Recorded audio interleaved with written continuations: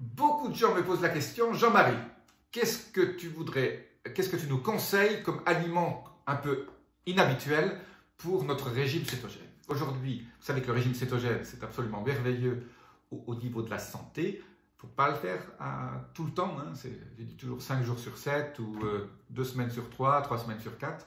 Mais pour un régime cétogène, voilà quelques aliments. Je vous en donne 5 et un petit bonus à la fin.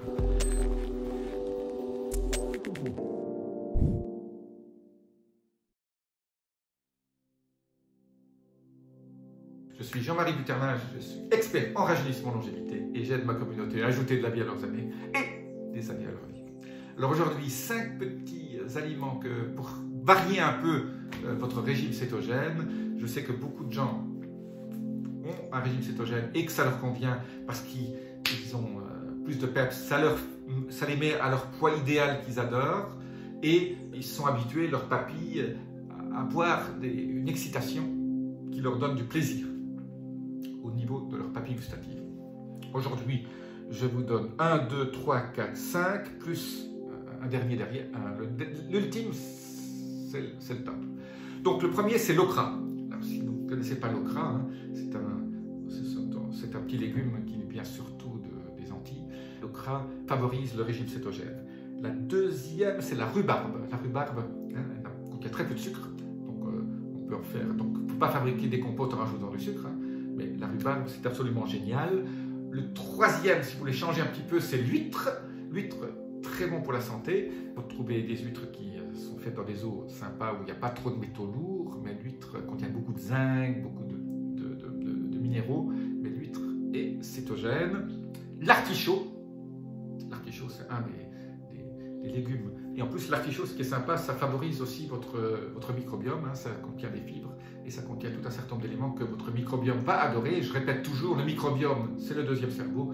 Moi, je dis souvent, c'est même plus important que le cerveau parce que ça fabrique plus d'hormones et de neurotransmetteurs que le cerveau. Donc, tout ce qui favorise le microbiome et le régime cétogène favorise le microbiome, comme les asperges. Les asperges, bon, faut pas non plus en manger trop quand on a des problèmes rénaux, mais bon, je dirais une fois par semaine, une fois tous les 15 jours, des bonnes asperges, surtout en saison. Hein, n'achetez pas les asperges déjà en bocaux. Et le dernier, j'ouvre une parenthèse, bien sûr, pour favoriser le régime cétogène, ce qui l'induit le plus rapidement, c'est ce qu'on appelle les triglycérides de chaîne moyenne, comme le C8, hein, avec 8 atomes de carbone, qui est extrait de l'huile de coco. Pas l'huile de coco pure, parce que l'huile de coco n'en contient qu'environ 7 à 8%.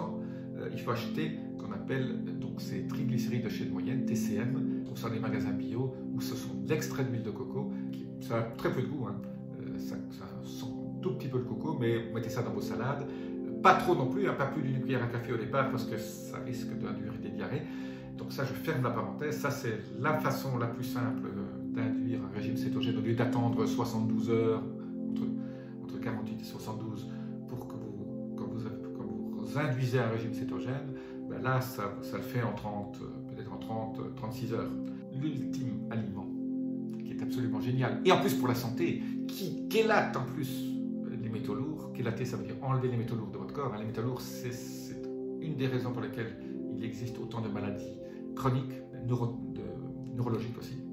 Ce sont tout ce qui est à base d'algues, surtout les algues japonais, le nori, hein, comme vous allez manger des sushis, tout ce qui enrobe là, ce sont des algues, parce que ça contient aussi des fucoxanthines et des fucoïdants qui sont extrêmement bons pour la santé. Ces algues, hein, il y en a beaucoup de types. Hein.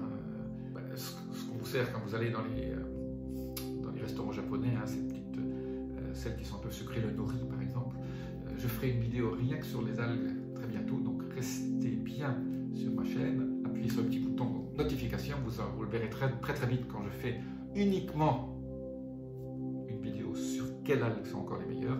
Mais en tout cas, les algues, on trouve ça maintenant dans les magasins un peu sophistiqués, on trouve ces petits récipients où il y a ces algues déjà préfaites, avec légèrement un peu de sésame au-dessus. C'est absolument génial, parce qu'en plus, ça transforme la graisse blanche en graisse brune. Donc c'est pour ça, les gens qui veulent perdre du poids, les algues vous font perdre du poids, en plus d'induire un régime cétogène absolument génial.